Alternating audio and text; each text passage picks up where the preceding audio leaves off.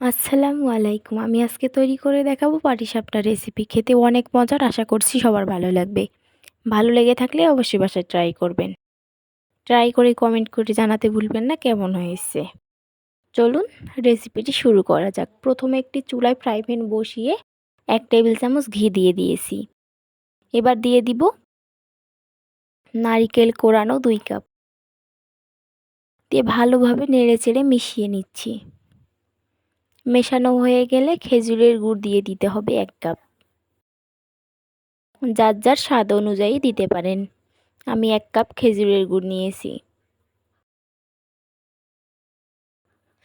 খেজুরের গুড় দিয়ে নেড়েচেড়ে মিশিয়ে নিচ্ছি।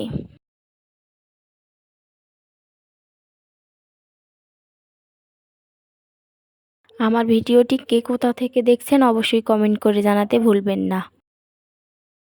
ভালো লেগে থাকলে লাইক, কমেন্ট, শেয়ার এবং সাবস্ক্রাইব করার অনুরোধ রইল।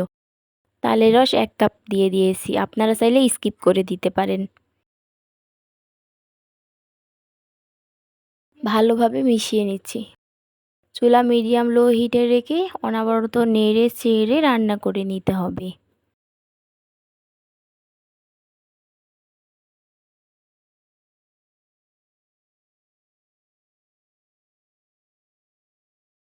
প্রায় কমে এসেছে। হয়ে গেছে, চুলা থেকে নামিয়ে নিয়েছি। একটি বাটিতে ঢেলে নিয়েছি। এগুলো এক সাইডে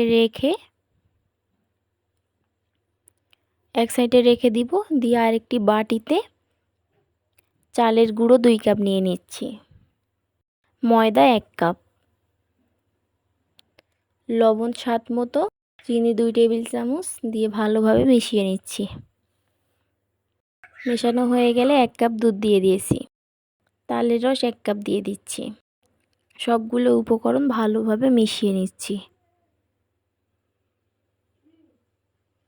এভাবে এই পাটিসাপটা রেসিপি বানালে খেতে অনেক মজার হয়। আশা করছি ভালো লাগবে। আরও 1 কাপ দুধ দিয়ে দিয়েছি।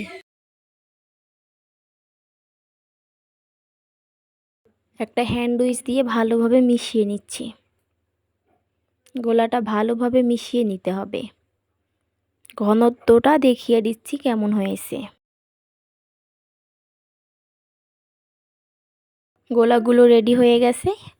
এবার চুলায় একটি ফ্রাই প্যান বসিয়ে গোলাগুলো দিয়ে দিচ্ছি।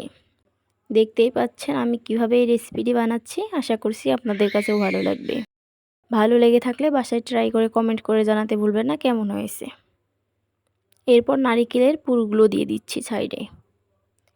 দিয়ে পাটিসাপটা বানিয়ে নিচ্ছি। সবগুলো একইভাবে বানিয়ে নিতে হবে।